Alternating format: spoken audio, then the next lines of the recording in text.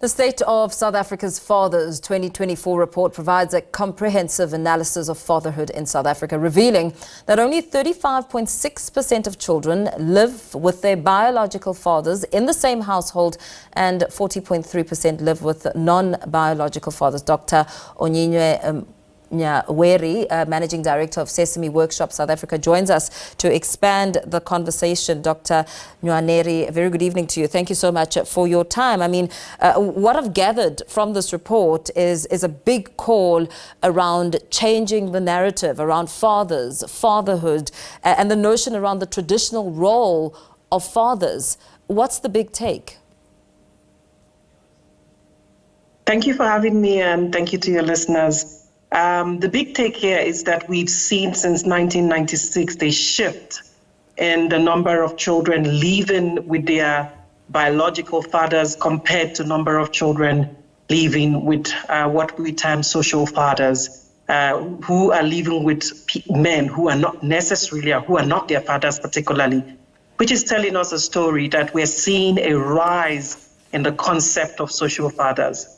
And with that change, I mean, what would you say is one of the most important aspects here when it comes to perceptions around fathers, around fatherhood, and really challenging the wording and the elements which have become a norm, because there are a lot of single mothers who are not happy to carry the load, the financial burden, the responsibility on their own with fathers who are not present?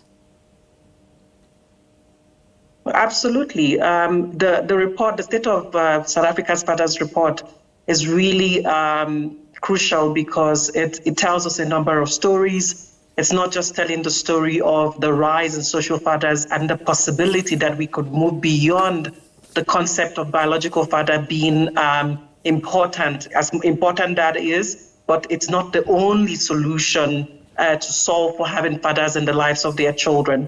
But another concept that it really did bring to the board is that fathers can play a significant role in the development of children, and the importance of a caring, present father, irrespective of whether that father lives with the child or not.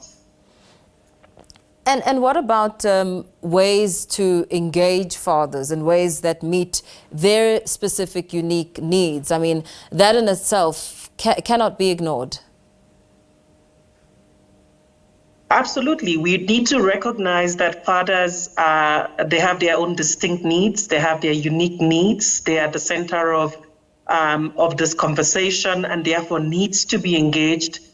To be active male caregivers in households in partnership with either their partners or, choosing to do so as social fathers. And fathers doesn't need to be, it could be a coach, a mentor, an imam, a priest, that we all can create that space to enable fathers to play that role in society.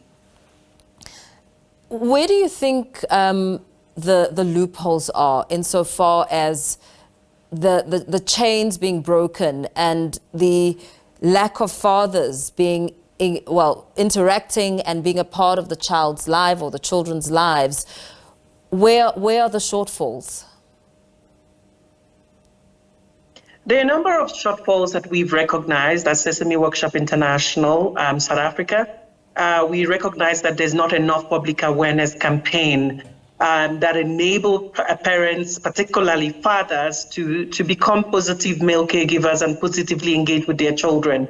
We've also seen that we need to look at more parenting programs that specifically target fathers, not to the exclusion of mothers, but to build skills and resources that support fathers to play that role. In a research study that we did in an implementation, we saw that fathers actually grew in confidence in terms of playing with their children. We saw fathers increase the engagement, and actually the mothers appreciated that contribution. We created a campaign that looked beyond financial provision to be a good father. What children need is strong social-emotional support, a consistent, meaningful relationship in order to enable their development. We need to look at removing structural barriers and look at policy changes For example, father-friendly services, enforcing parental leave in companies, for example, so that fathers are there when their children are growing up in those critical stages of their lives. And I can go on and on. We need to look at those socioeconomic factors that take fathers away from their homes and in search of better pay, in search of quality jobs in the high unemployment challenges that we have. We need to recognize that fathers don't just become fathers, they are also boys. We need to start looking at gender transformative programs that support boys to understand that caregiving is not just a female role, but it's a dual role, both for fathers and mothers.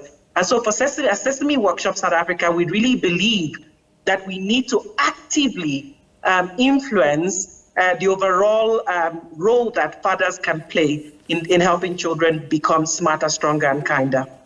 Absolutely. Thank you so much for weighing in on this discussion. But perhaps before we let you go, with that said, I mean, for mothers or guardians who may be listening to this conversation, wanting to reach some sort of a breakthrough with fathers who are not present, and of course looking for a father figure to assist in raising this child, what advice would you have?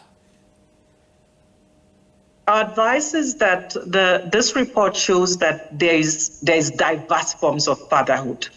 And that you don't have to be a biological father to create consistent, meaningful, and accountable, and to raise children that can become contributing members of society. It challenges any father out there, any male out there, to play a role where either as a mentor, a coach, a pseudo-father figure to help children to be the best they can. And it starts saying that for us to get the kind of children we want, then we all need to play a part, especially fathers and people who can play that kind of role as social fathers.